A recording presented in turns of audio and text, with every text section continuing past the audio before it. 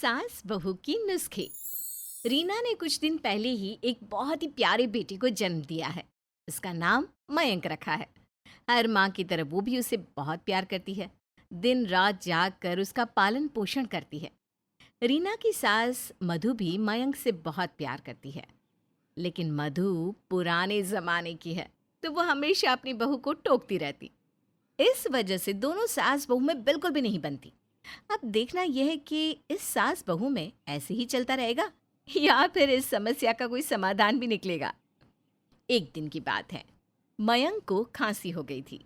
बहू, मयंक को खांसी हो रही है, इसे थोड़ा सा शहद चटा दे। माँ जी, शहद से क्या होगा?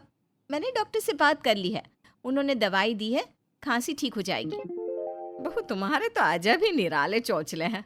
हमने तो चार चार बच्चे पाल लिए, कभी किसी डॉक्टर को नहीं दिखाया। तुम तो जरा जरा सी बातों पर डॉक्टर के पास भागती हो।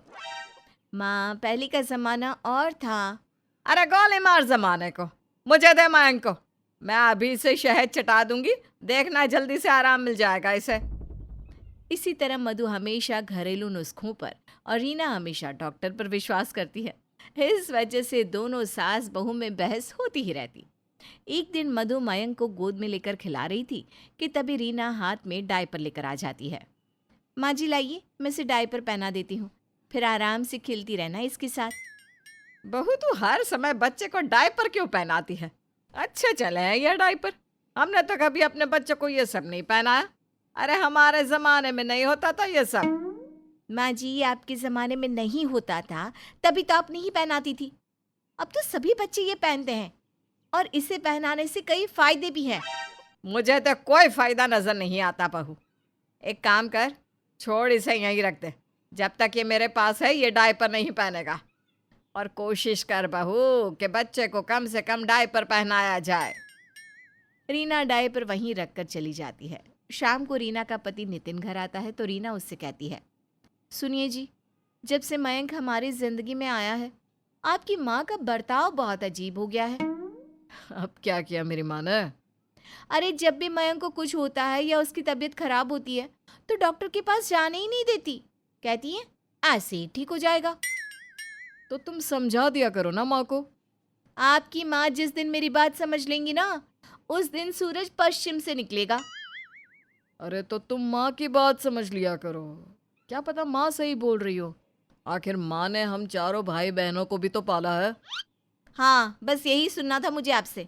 दोनों माँ बेटे एक जैसे हो। वो भी हर समय यही बोलती है, मैंने चार चार बच्चे पाले। ये सुनकर नितिन हंसने लगा और अपनी माँ के पास चला गया। उसकी माँ मयंक को गोद में लेकर बैठी थी।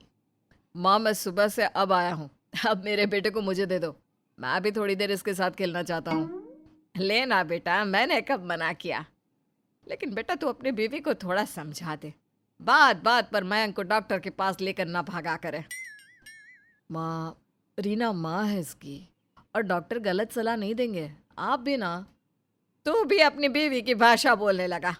बेटा, मुझे तुझसे ये उम्मीद नहीं थी। मैं कैसी बात कर रही हूँ? मैं किसी की भाषा नहीं बोल रहा, जो मयंक के लिए सही है बस वही बोल रहा हूँ। अच्छा, तो डॉक्टर के पास जाना मयंक के लिए सही है। ठीक है बेटा, अभी से उस नन्ही सी जान को दवाइयों की आदत डाल दो, ताकि वो बड़ा होकर हम सब की तरह दवाई पर ही जिंदा रहे। माँ, मेरा वो मतलब नहीं है, आप कहाँ की बात कहाँ ले जा रही हो? बेचारा नितिन, जिसको भी समझाता वो उल्टा उसे ही सुना देता है। लेकिन मधु और रीना दोनों ही अपनी अपनी बात पर अड़ी रहती हैं। बच्चे को पालने का दोनों का ही तरीका अलग अलग था, जिस वजह से दोनों में ही बहस होती रहती है। एक दिन मधु मयंक को दाल का पानी पिला रही होती है। रीना को ये देखकर बहुत गुस्सा आता है। माँ जी, ये क्या कर रही हो आप? आंखों का इलाज करवा ले बहू, देख नहीं रहा दाल का पानी पिला रही हूँ। माँ जी, मयंक अभी बस 4 महीने का है, आप इतने छोटे से बच्चे को दाल का पानी या इस तरह की कोई चीज नहीं खिला सकती हो। कम से कम इसे 6 महीने का तो होने दो। बहू, तुझसे किसने कहा कि 6 महीने के बाद ही बच्चे को ये सब खिलाना चाहिए? मैंने तो अपने चारों बच्चों को 4 महीने की उम्र में ही खिलाना पिलाना शुरू कर दिया था, और देख ले, मेरे चारों बच्चे तंदुरुस्त हैं। लेकिन माँ जी, मैं नहीं चाहती कि मेरे बच्चे को आप अभी से कुछ खिलाओ, दो मुझे। अरे बहू, तेरा बच्चा मेरा भी कुछ लगता है। तू तो मेरे साथ ऐसा बर्ताव करती है जैसे मैं इसकी दुश्मन हूँ। अरे दादी हूँ मैं इसकी, समझी? इस तरह रीना और मधु में बहस होती है। नितिन ने दोनों को शांत करवाया। अगले दिन मयंक बहुत रो रहा था। सारे घर में उसके रोने की आवाज़ें गूंज रही थी। मयंक की आवाज़ सुनकर मधु अपने कमरे से बाहर निकली और कहने लगी, अरे बहू, क्या हुआ? मयंक क्यों रो रहा है? पता नहीं माँ जी, शायद इसे कहीं दर्द हो रहा है। क्या करूँ माँ जी? बहू, लग रहा है इसके गैस बन रही है। थोड़ी देर कंधे से लगा ले, गैस निकल जाएगी तो वो चुप हो जाएगा। रीना काफ़ी देर बच्चे को कंधे से लगाकर घूमती है, लेकिन बच्चा रोता रहता है। रीना फिर अपनी सास से कहती है, माँ जी वो तो चुप ही नहीं हो रहा, हमें डॉक्टर के पास जाना चाहिए। अरे रुक बहू, मैं इसे थोड़ी सी हींग चटा देती हूँ, उससे ठीक हो जाएगा। इसके बाद भी मयंक चुप नहीं हुआ, तो रीना ने गुस्से से अपनी सास से कहा, माँ जी आपको नहीं जाना मेरे साथ तो मत जाओ। पूरी रात हो गई मेरे बच्चे को रोते हुए। नितिन जी भी पता नहीं आज रात कहाँ रह गए। मैं अकेले ही अपने बच्चे को हॉस्पिटल लेकर जा रही हूँ। अरे बहू, तू तो थोड़ी देर में ही परेशान होने लग जाती है। थोड़ी देर रुक जा, आ जाएगा आराम। रीना अपनी सास की बात नहीं सुनती और मयंक को अकेले ही डॉक्टर के पास ले जाती है। अब अगले दिन मधु मयंक की मालिश कर रही है और मयंक जोर जोर से रोए जा रहा है। अपने बेटे को इस तरह रोता देखकर रीना कहने लगी, माँ जी ये क्या कर रही हैं आप? इतने जोर जोर से मालिश कर रही हो, उसे दर्द हो रहा है, देखिए तो कितना रो रहा है मेरा बेटा। बहू, ऐसे मालिश करने से तेरा बेटा बहुत मजबूत हो जाएगा। लेकिन माँ जी आप अपना हाथ थोड़ा हल्का रखिए ना, ये इस तरह से रो रहा है तो मेरा तो दिल बैठा जा रहा है। मधु, मैंने 4 बच्चे पाले हैं, उनकी भी ऐसी ही मालिश करती थी मैं। तू तो छोटी छोटी बातों पर बेचैन हो जाती है। माँ जी पता नहीं आपने कैसे पाले हैं अपने बच्चों को, लेकिन मैं ऐसे नहीं पाल सकती। अब मुझे दो मेरे बेटे को। बहू, कैसे क्या पाले हैं? जैसे सब पालते हैं वैसे ही पाला है। और तुम आजकल की लड़कियां मुझे सिखाओगी कि बच्चे कैसे पालते हैं? माँ जी बाद में पाल लेना, जैसे पालना है। मैं अभी अपने बच्चे को लेकर जा रही हूँ। रीना जैसे ही बच्चे को लेकर जाती है वैसे ही वहाँ नितिन आ जाता है। मधु नितिन से कहती है, देख बेटा, तेरी बीवी मयंक को मेरे हाथों में से छीन कर ले गई। क्यों माँ, उसने ऐसा क्यों किया? अरे बेटा, मैं उसकी मालिश कर रही थी, वो रोने लगा, बस इतनी सी बात थी। अब दुखी मत हो माँ, मैं अभी बात करता हूँ। रीना, रीना यहाँ आओ। तो क्यों इतनी जोर जोर से चिल्ला रहे हो? मैंने अभी मयंक को सुलाया है, उठ जाएगा वो। बहू, तूने क्यों सुला दिया? मालिश करने के बाद नहलाते हैं बच्चे को।